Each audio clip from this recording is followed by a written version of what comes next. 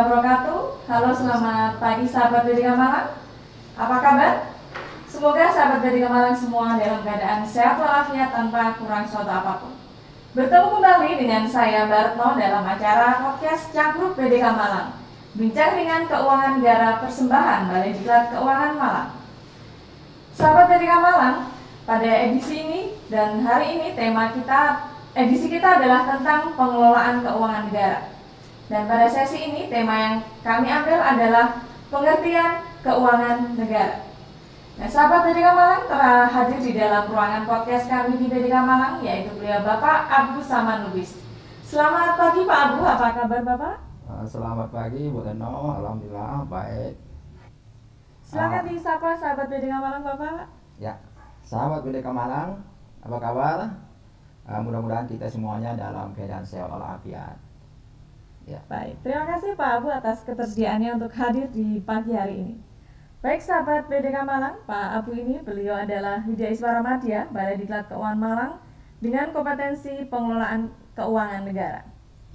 Baik Pak Abu, untuk mempermudah kami Pak Abu ini, para sahabat Bedika Malang dan saya juga, apa sih Pak Abu yang dimaksud dengan keuangan negara itu? Ya, memang bincang-bincang mengenai keuangan negara ini sangat menarik sekali. Betul Bapak, betul sekali. Karena kita tahu bahwa uang itu bisa kita membuat bahagia, pasti. kita bisa membuat sengsara, Nah, ya. Banyak itu juga. Ya, dan juga bisa kita masuk surga ataupun malah masuk neraka. Waduh, jangan ya Pak ya. Ya. Nah, kalau kita bicara tentang keuangan negara, mungkin kita bisa melihat tentang keuangan keluarga. Oh ya, gimana Pak? Tentang keuangan rumah tangga itu juga ada penerimaan dan pengeluaran. Sama nih. Ada hak dan kewajiban. Oh iya Pak. Keuangan negara juga begitu. Jadi bicara tentang keuangan negara adalah bicara tentang hak dan kewajiban. Bicara tentang penerimaan dan pengeluaran. Nah, apa itu Pak? Kalau dalam pengelolaan keuangan negara, hak dan kewajiban itu apa di situ Pak? Nah, umpamanya kita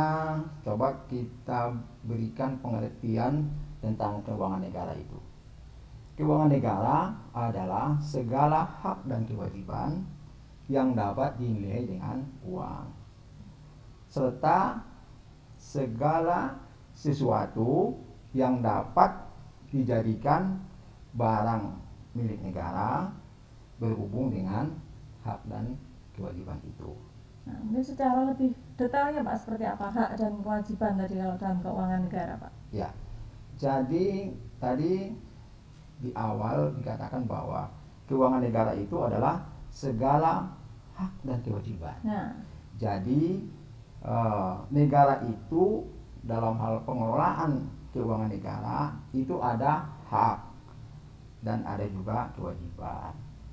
Lalu tadi apa yang dimaksud dengan hak dan apa yang dimaksud dengan kewajiban? Iya, itu Pak, maksud saya. Ya, jadi apa yang dimaksud dengan hak negara, apa yang dimaksud dengan kewajiban negara.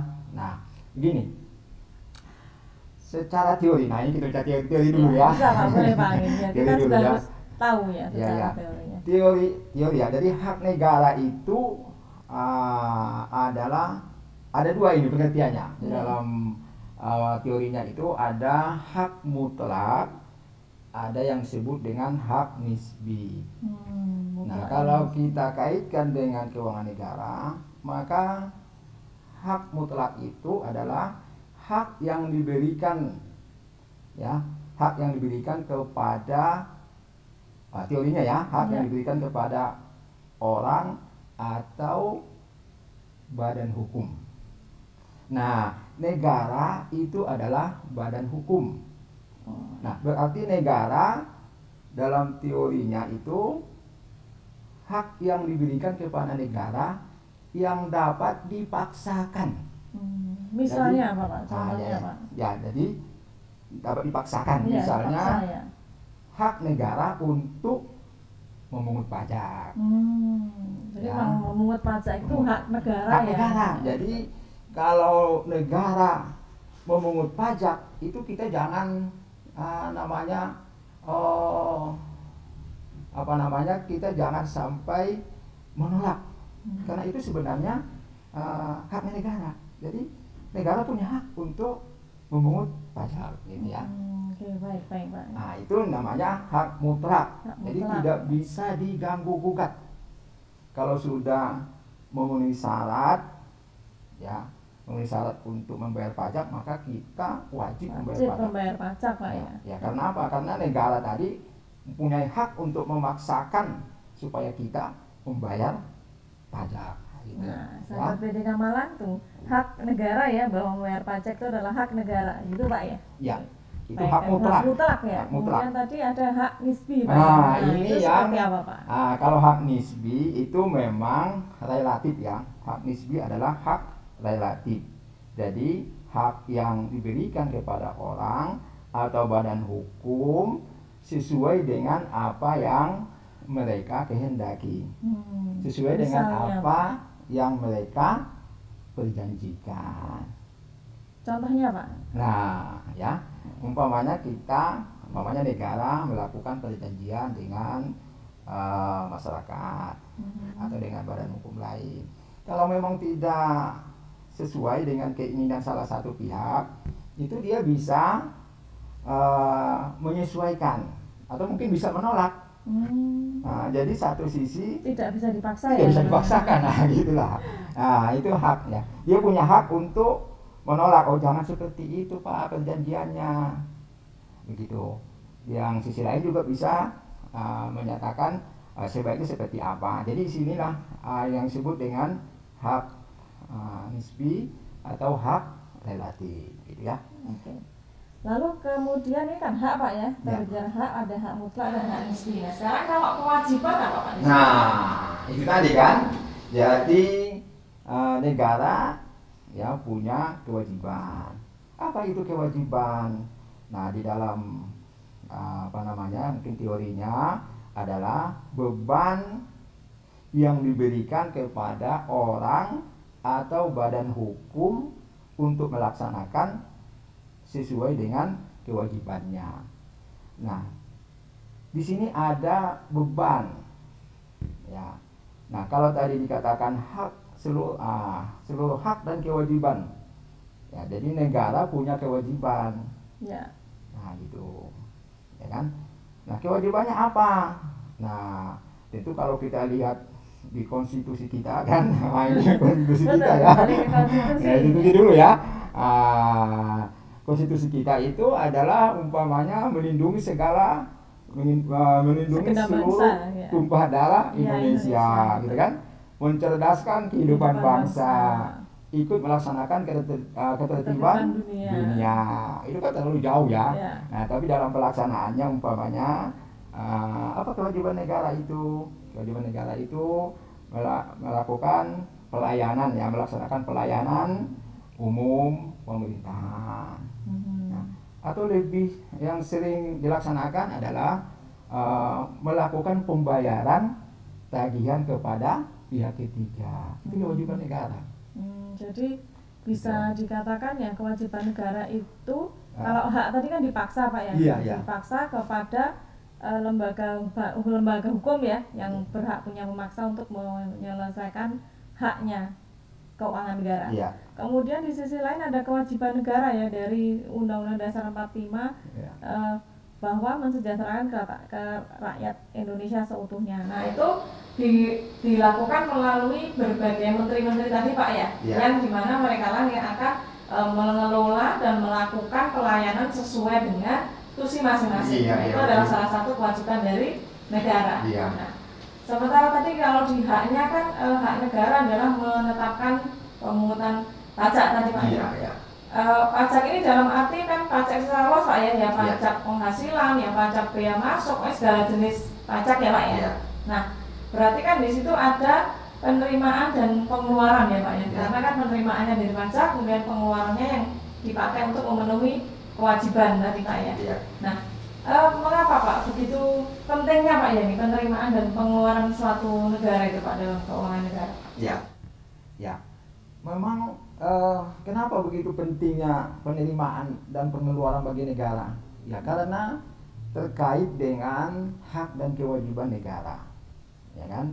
Nah, karena negara punya kewajiban untuk mensejahterakan rakyat, ya, mencerdaskan kehidupan bangsa, melakukan tagihan, melaksanakan pembayaran tagihan kepada pihak ketiga, maka untuk melaksanakan itu tentu perlu ada penerimaannya, ya kan?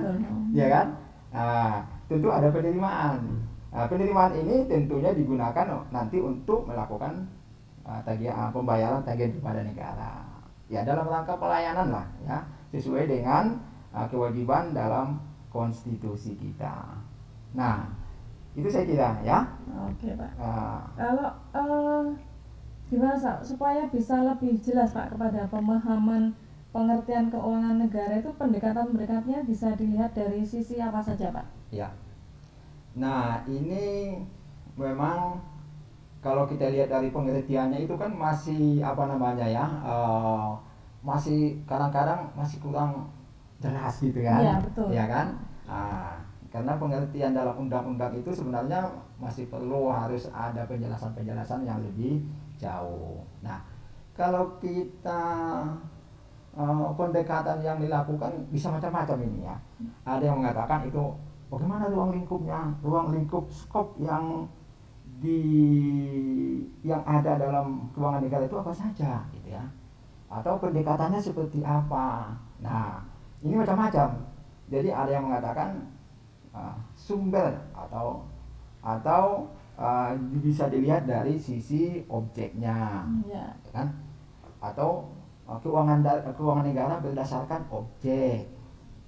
Ada yang mengatakan keuangan negara berdasarkan subjeknya, atau ruang lingkup keuangan negara itu dari sisi subjek, gitu ya. Sama semua itu, ya. Atau dari sisi prosesnya, gitu ya. Atau berdasarkan proses. Sangat luas sekali Pak ya. Luas sekali. Nah. Atau dari sisi tujuannya, gitu ya. Bisa lebih sederhana Pak dijelaskan, atau Bapak mau menjelaskan secara rinci dulu sisi subjeknya atau secara ringkas itu seperti apa Pak? Iya. Jadi dari sisi objeknya itu tadi segala hak dan kewajiban yang dapat dinilai dengan uang.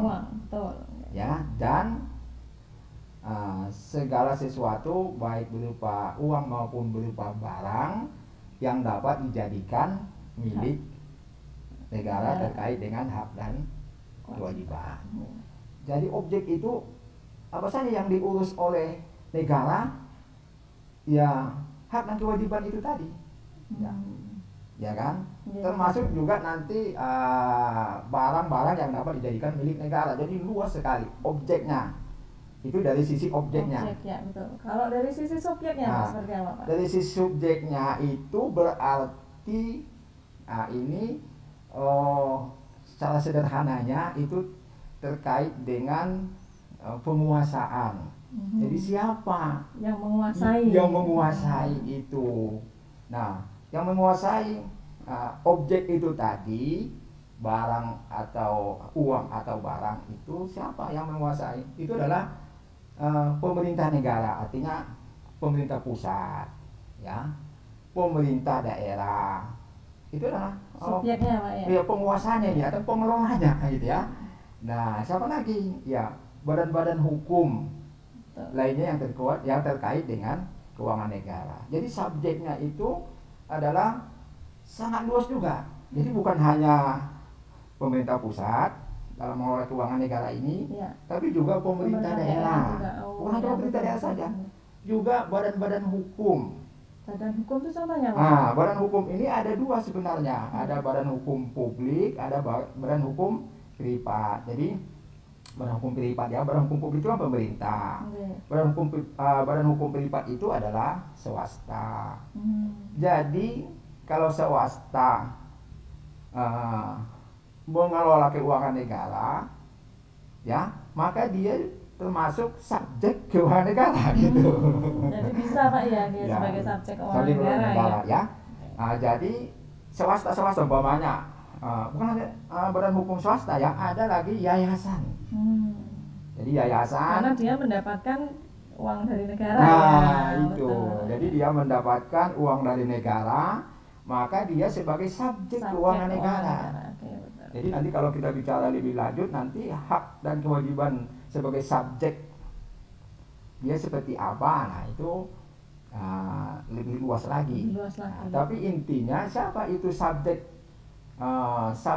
keuangan negara itu tadi pemerintah negara, pemerintah pusat iya, pemerintah daerah iya, badan hukum ini badan hukum publik, badan hukum privat, yayasan, mungkin koperasi ya gitu ya. Ternyata negara juga memberikan Pak ya kepada mereka yang untuk dikelola gitu. Iya, karena uang negara itu di mana saja gitu ya. Itu yang kadang-kadang masyarakat tidak tahu, dipikirnya uang negara ya yang di pemerintah saja gitu mana. Tidak juga, ada juga yang dikelola oleh badan usaha Pak. Iya. Termasuk yang sekarang umpamanya kan pemerintah daerah itu kan ada provinsi, ada kabupaten, ada desa gitu kan.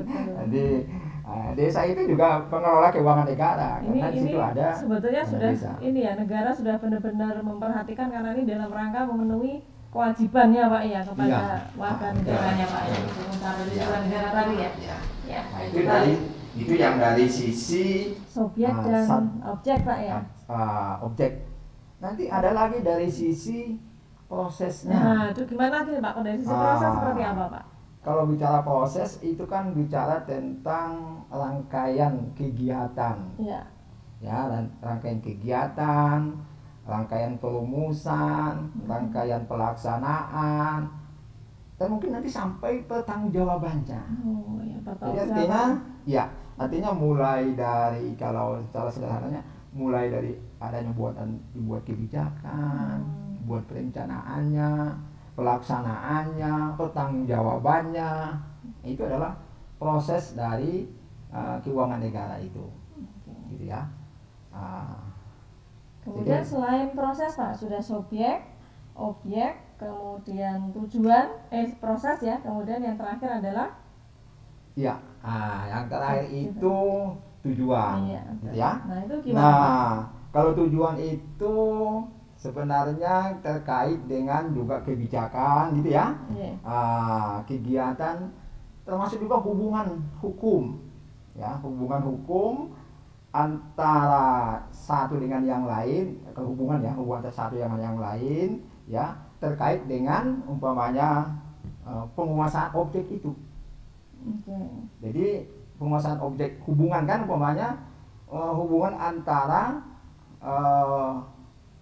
yang mengelola dengan pengelola yang lainnya atau yang lain dengan pengelola yang lainnya, antara subjek satu dengan subjek yang lain juga Pak ya. Itu dalam rangka penyelenggaraan pemerintahan negara. Itu tujuannya, gitu ya. Jadi memang keuangan negara ini sangat luas Pak ya. Kalau bisa disederhanakan Pak ya, karena sangat luas ya. Jadi makanya bisa dikelompokkan tuh Pak ya, ada fiskal, ada moneter, kemudian ada pengelolaan kekayaan negara yang dipisahkan itu Pak ya. Seperti itu ya. Sangat luas bangetnya. Baik Bapak Ibu sekalian, sahabat BDK Malang semuanya, memang berbincang dengan materi keuangan negara sangat luas Bapak ya. Nah, mudah-mudahan gambaran secara ringkas yang disampaikan oleh Pak Abu ini tadi bisa memberikan gambaran kepada sahabat BDK Malang bahwasanya adalah keuangan negara itu adalah hak dan kewajiban dan kewajiban yang harus dipenuhi oleh negara ya. Bagaimana hak negara untuk memungut pajak dan bagaimana kewajiban negara untuk memberikan pelayanan kepada masyarakat untuk mencapai tujuan bangsa dan negara ini. Nah, mudah-mudahan Pak Abu ya, kita bisa memahami lebih lanjut terkait dengan keuangan negara di dalam sesi-sesi berikutnya yang lebih mendetail pada poin-poin selanjutnya. Jangan lewatkan terus teman-teman sahabat BDK Malang semuanya, kita akan menuju kepada sesi-sesi berikutnya yang lebih menarik bagaimana pengelolaan keuangan negara. Nah, untuk pengertian keuangan negara sampai dengan saat ini mudah-mudahan bisa bermanfaat bagi kita semua dan sampai ketemu di lain kesempatan. Terima kasih Pak Abu atas waktunya dan salam sahabat BDK Malang. Waalaikumsalam warahmatullahi wabarakatuh.